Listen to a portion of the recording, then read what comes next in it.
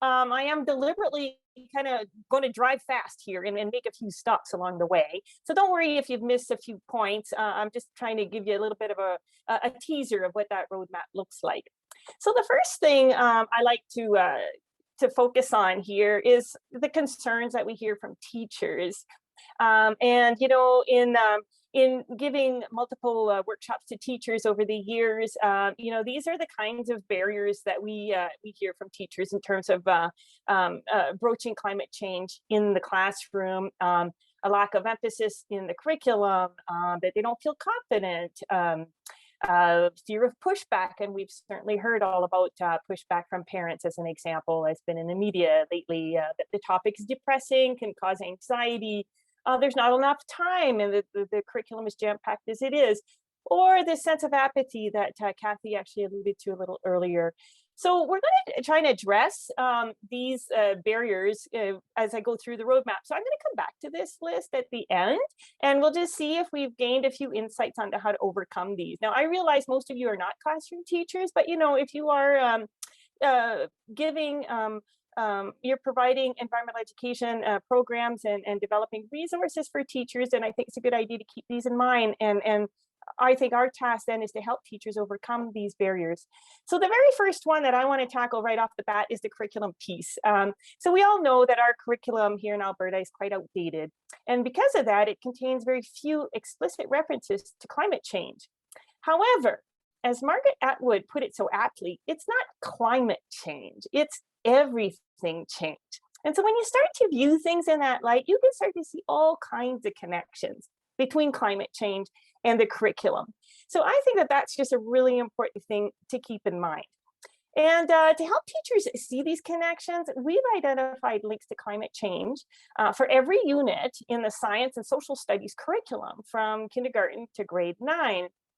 And by doing this work, we realized the importance of broadening these links to other sustainability themes, including connections to place and nature, as well as Indigenous perspectives, with the idea that in order to ensure a sustainable future, it's really important to help students connect to and care for the natural world.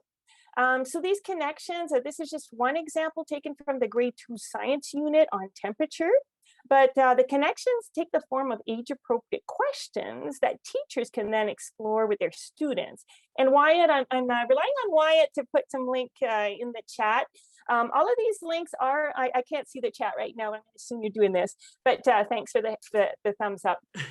So all of these, okay, wonderful. And there'll be a few more coming your way. But all of these links are available on our website by grade and by subject. We tried to make them really easy to access for teachers. So I'm just kind of pointing that out. And we've had a very favorable response by teachers to these links. It really helps them see those connections with the curriculum. All right. So now that brings me to the roadmap per se. And as Kathy mentioned, and there's another link for what to put in the chat, that this is available as a downloadable PDF. I get that the font is pretty small, so I've tried to enlarge things and kind of zoom in on a few key critical areas of this, the roadmap. But basically, as you can see, the roadmap outlines 6 key strategies for moving students from a state of confusion, anxiety, and apathy to feeling informed, prepared, and optimistic for the future down here. Then my presentation is meant to be just a little bit of a teaser. I'll be moving pretty quickly through these 6 steps, okay? 6 steps, we're going to call them road stops, actually.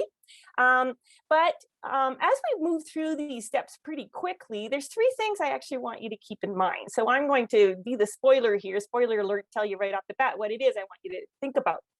So you'll notice, first of all, that the 6 steps here involve a lot more than just climate science, okay? And that's totally intentional. So yes, we are going to talk about science literacy in stop number 3, but there's a lot more to climate education than just science. The second thing I want you to keep in mind, and I think Kathy referred to this earlier, is that climate change education needs to be age appropriate. So while all these steps are important, depending on the age group, the emphasis that teachers might place on each element might be a little bit different. So that's just something to keep in mind. And number 3, I want to point out that these stops are not necessarily linear. So for example, there's no reason why you can't start with, say, stop number 5, which is all about engaging students in climate solutions. You don't have to go through this whole process before getting to stop number 5. And in fact, I love stop number 5. And this is a really good place to go with your students. And students are never too young to start learning good habits, good climate habits, like turning lights off when they're not in use. Kindergarten students can get that. And there you go. You can start being climate active from a very early age. And that's a really positive place to go with students of all ages. All right, so let's go on to stop number 1, which is really all about listening to your students and trying to understand them and the different points of view they might bring to the classroom, and to do this in a safe and non-confrontational way that allows everyone to feel safe and heard. And then just going back to, our youth narratives work that both Wyatt and Kathy alluded to, the message we heard loud and clear in our research is that students are anxious about their future. And most importantly, they want us to do something about it. And certainly a big topic on teachers' minds these days is student wellness. And well-known environmental educator, Dr. David Orr, offers a useful rule of thumb, which is no tragedies, that is, before grade 4. So we don't want to go with the gloom and doom with the young ones, but how do we teach them about climate change, especially with these younger elementary students, without filling them with anxiety, sadness, or despair? And hopefully we'll share a few thoughts around that as we go along here. Indigenous perspectives encourage us to consider not just the data and the facts of climate change, but also consider the students' emotional response to this topic. And Indigenous pedagogies really stress the importance of teaching to the whole person, including the mind, the body, the heart, and the spirit. And we'll be coming back to that as well. So it may be tempting to steer clear of the topic of climate change because it can be scary or depressing, or because we don't want to get into a heated argument. And Lord knows, I think we've all kind of experienced what that feels like. But Catherine Hayhoe, a well-known Canadian climate scientist who works at Texas Tech University, tells us the most important thing that we can do to fight climate change is to talk about it. And so in this excellent TED Talk, and the link is provided in this presentation, Catherine Hayhoe encourages us to look for shared values. What are some things that we all care about as young people thinking about our future, or as parents thinking about our kids and our grandkids? As Albertans, what are our shared values? And then connecting the dots between those shared values and climate change. So in a nutshell, what we're talking about here is having a conversation about climate change, and definitely not a debate. There's too much polarization, as we know, in our world, and we need to really get away from that. So yes to conversation, and no to debate. Let's move on then to stop number 3, moving along really quickly here. Stop number 2 is all about connecting with nature and place. And you might think, okay, well, what does this have to do with climate change? Well, actually, it has a lot to do with climate change, because the root cause of the climate crisis that we find ourselves in really is that our relationship with the earth is broken. And more than anything, we need to heal that relationship. And so the best way to help students understand that we are a part of nature, not separate from it. And place-based education is about learning what's happening right here around us. And this too is an important lens to view climate change through. An important one for overcoming student apathy. The students are apathetic, like it's climate change is something happening over there and that doesn't concern me. Well, when you start to look at what's going on right here in our own backyard, start to realize that, oh, it's actually pretty relevant. So it might be interesting to explore, particularly with the older students, the impacts of climate change happening right here in Alberta. But this might not be the best place to spend a whole lot of time with the younger learners. We really want to focus on solutions. Indigenous peoples view themselves as a part of nature and not separate from it. And this is a really interesting lens as well to explore the concepts of connectedness, reciprocity, and responsibility with students. And just to provide a bit of a contrast here, in a Eurocentric or Western worldview, we tend to view humans as separate from, and not only separate, but actually above nature. Nature is seen as being subservient to humans. And even when we talk about stewardship, there's this sense of human domination or oversight, conveying a sense that nature is something that we can control or need to manage and take care of. But by contrast, in most Indigenous cultures, humans are seen as inextricably embedded in nature. And there's no separation, no hierarchy. Nature is viewed as sacred, and with this sacredness comes the central notion of maintaining a harmonious relationship, one born out of respect, one that is reciprocal in that it's a two-way street. Humans must take care of nature because nature ultimately and fundamentally takes care of us. And it's also a relationship based on responsibility, the responsibility of heeding the wisdom of generations of ancestors that came before us to ensure the well-being of generations that will come after us. And if you're interested in this notion of sustainability through an Indigenous lens, well, I want to put a little plug in. My colleague and wonderful Indigenous education consultant and colleague Donna Ross and myself are going to be putting offering two workshops in the spring, one in April for elementary teachers and one in May for secondary teachers. And these are available through the Alberta Regional Consortium website. So it's just something to keep in mind. And I think that Wyatt was going to put in the links there in the chat for that.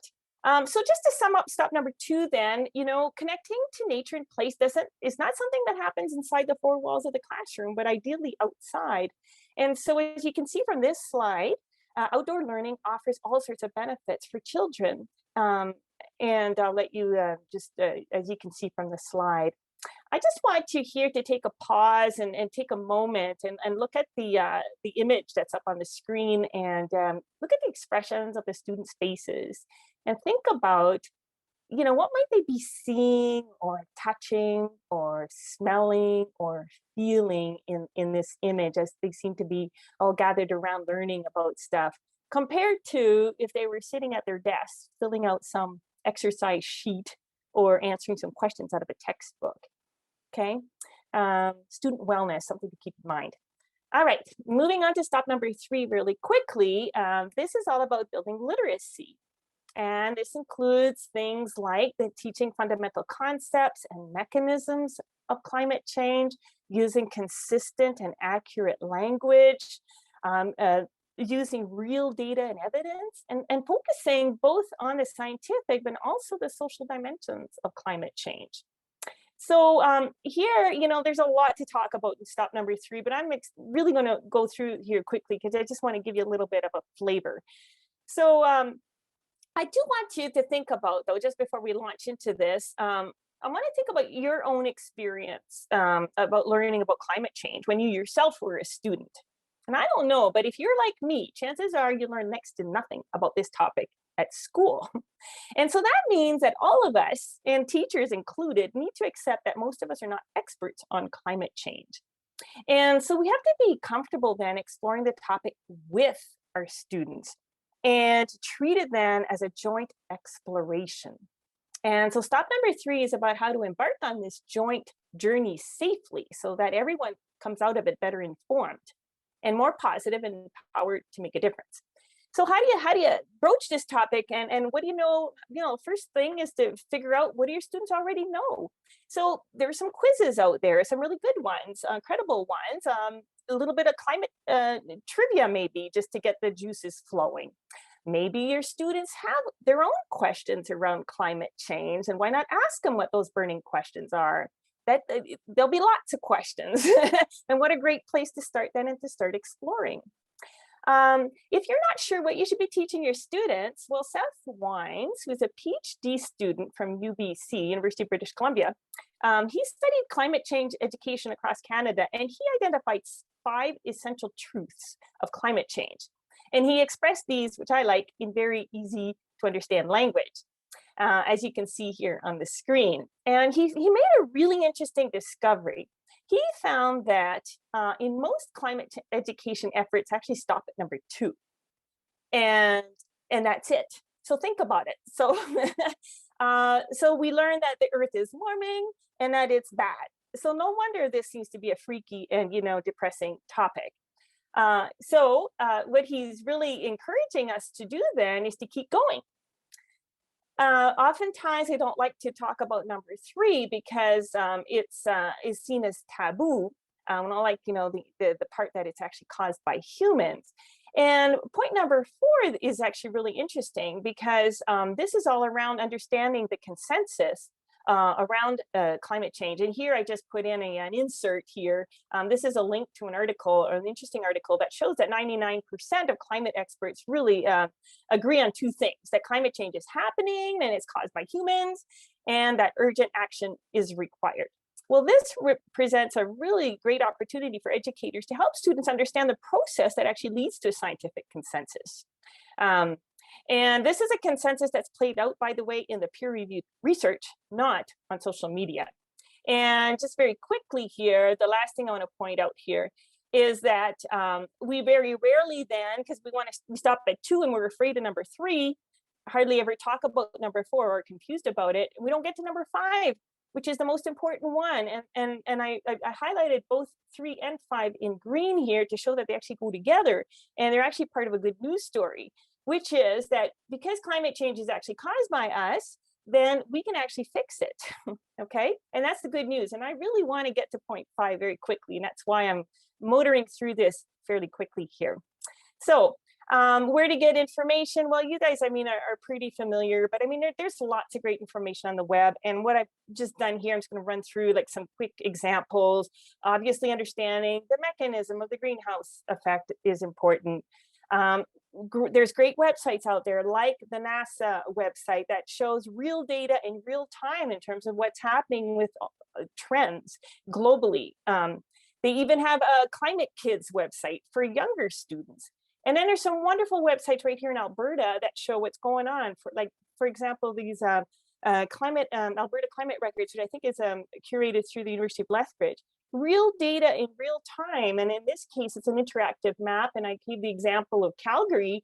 You click on the map and it shows you how much the temperature is actually warmed. And this is based on historical data. In this case, in Calgary, 2.1 degrees since 1951. And then, of course, there's no shortage of fodder here in Alberta to look at and explore what's going on, the impacts of climate change on our very own ecosystems right in our backyard, right? But I also want to impress the importance of not stopping only at the scientific dimensions of climate change. And the social dimensions are really important too, and that ties into social justice and global citizenship and the SDGs. For those of you who have a Catholic background, the Pope has written a really important encyclical on the environment and has identified or referred to climate change as the moral issue of our time. Why? Because it doesn't affect everyone around the globe in the same way. And some countries are much more vulnerable, as you can see from this map, especially in low-lying parts of Asia, than other places. And of course, climate change is actually, Sustainable Development number 13 is all about climate action. So it ties into global citizenship and SDGs. All right. So that goes on to, now I want to go to number 4, which is all about developing critical thinking skills. And of course, we know that that's super important at school. Well, here's a great opportunity. Climate change is a very complex topic, and it offers lots of opportunities to develop critical thinking skills like the ones listed here. And if you're interested in critical thinking, these examples I got from the Critical Thinking Consortium website, which is a really great source for all things about critical thinking. Students might be interested, especially older students, in becoming myth busters. And there's a lot of misinformation, as we know, out there on climate change, and a lot of myths that could use some busting. And this is a really interesting website, Skeptic Science, that was put together by a researcher by the name of John Cook, a very credible research website that shows the evidence that debunks basically these very common myths that we hear all the time about climate change. So this might be a really interesting place to explore with students and further develop their critical thinking skills. All right, well, now we get to my favorite stop, which is stop number 5, and that is all about helping students be part of the solution. All right, so what we're really talking about here is getting out of the problem space and over into the solution space. And, we heard from Kathy and Wyatt, our research has shown that students, they actually told us, that hearing about solutions to environmental problems made them feel more hopeful about the future. So basically, students are telling us to stop arguing and denying and get on with the job of helping create a better future, their future. So let's get after it. And here I'm just going to show you some examples of what's going on in terms of climate action. Well, a really great place to start is our municipalities. And here's some examples. Certainly, the Edmonton and Calgary have their climate action plans, as the town of Canmore and other towns. This is where a lot of climate action activities happening in Alberta is at the municipal level. And I know you guys are from all over the province, so I added this slide here showing that there's lots of municipalities, large and small, that are planning for climate change in Alberta. And this is taken from the Municipal Climate Change Action Center. And the link is provided there, but you can look that up and engage students in finding out what's going on near them in their municipality or municipality close to them. What are municipalities doing to address climate change? And, climate action really comes down to two pieces, if you will. There's the mitigation side and there's the adaptation side. And when you think about mitigation, you're thinking about actually curing the cause of the problem, which is reducing greenhouse gas emissions. And when you talk about adaptation, it's really about treating the symptoms of the problem, which is adapting to the changing conditions, all right, caused by climate change. But almost all climate action comes down to those two buckets, if you will. And here's just an example from the City of Calgary's climate plan, but some actions actually, it's a bit like a Venn diagram, and there's a little bit of overlap between some. So a really interesting place to explore, and as a foundational knowledge of starting to wrap your head around what does climate action look like, really understanding what mitigation means and playing around with examples of that and adaptation is a great place to start. And in my experience in asking teachers about this, there's just a ton of confusion around this. So there's lots of room here to explore this. And I think that that's a really great starting point. There's even an activity online that teachers can download, and it's from Ingenium. A document here, but they have a nice little, they've turned this into an activity. That's just kind of a nice resource to use. And then you can cut out these little actions. And then students, the activity is for students to figure out if that's an example of mitigation or adaptation. But again, just finding ways of playing around with those concepts, I think is a really good place to start to understand what climate action is all about.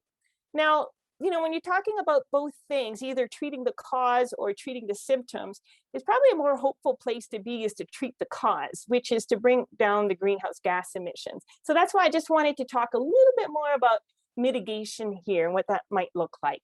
So this again is taken from the City of Calgary's own climate action plan, but almost all municipalities across the board have a similar kind of greenhouse gas emission pattern. And what does it look like? It looks like a pie chart. And you see there's basically 3 big pieces to it. And the first big piece, or 1/3 close to it, is our homes and heating our homes and lighting our homes and powering our homes. And then the other one is commercial buildings and industrial buildings, including institutional buildings like schools. And then the third big piece is vehicles and how we get around. Okay, so that's pretty universal. There's a small little sliver here that's caused by organic waste, because we know that when we throw organic waste into the garbage and it into the landfill, when it decomposes, it creates methane, which is why composting is so important. Now, climate action plans then, and this is again from the City of Calgary, they show us then what are the actions that we can take into these 3 buckets. So this is things that you can do at home to bring your greenhouse gas emissions. Remember, that's one big piece of the pie. That also relates to schools, though. And Typical plans like Calgary and Edmonton have rated these based on, their impact. So from 1 being sort of a low impact thing to 5 being a really high impact. And here I'm just going to give it a whirlwind in terms of transportation, what things we can do. So these municipal plans kind of lay it out for us, and we can explore those with our students to start to understand. And this is about what we can do in our daily life, okay? And these all apply to home as well as in schools. So how might we actually apply that to schools? Well, I want to just put in a little plug here for the Eco Schools program. This is an environment, Eco Schools Canada is an environmental certification program for schools, and it features an extensive library of over 40 eco actions. And several of these relate very specifically to climate. And each eco action comes with its own action guide. And it's a really easy way then for teachers to get started on this stuff with their students. So we are in our first year of piloting this program in Alberta, and we're piloting it in Calgary. So there's some websites I've provided there. You can find some information. But actually, all schools in Alberta can register onto the Eco Schools website at no charge and just at least explore their platform. And we're really hopeful that in the coming years that we're going to be able to expand this program to the rest of Alberta. So I'm almost done here. Project Drawdown, more globally, again, is just looking at more solutions. I'm just going to make it's just really interesting, the solutions that actually exist out there. Great things to explore with students, okay? All available on the website. And what a great place to introduce students to the careers of the future, the possibilities of the future. So that was just to give you a few examples. And that brings me now to just do a quick recap then of the roadmap. And so just very quickly going to run through this. So number 1 was, remembering the importance of listening to your students and trying to understand where they're coming from. And step number 2 was really rethinking, our relationship with the earth and connecting to that natural world.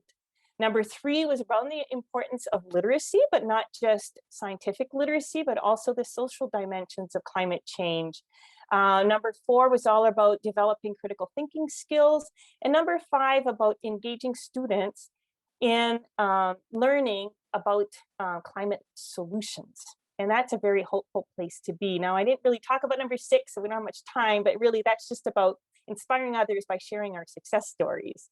And this is my last slide, just about, remember I said I started out with the barriers at the beginning, and I just wanted to come back to these. So the barriers that I had listed in the beginning that teachers typically face are on the left.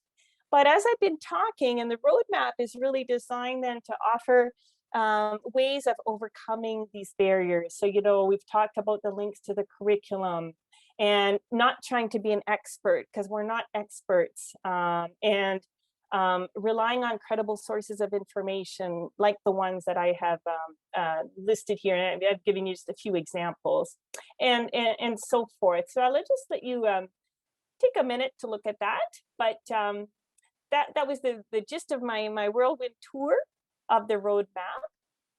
And again, I just want to emphasize, I've put a number of times here, focus on the solution space actually helps overcome a number of barriers. So just keep that in mind, that and engaging students in the solution space, I think, offers really multiple benefits.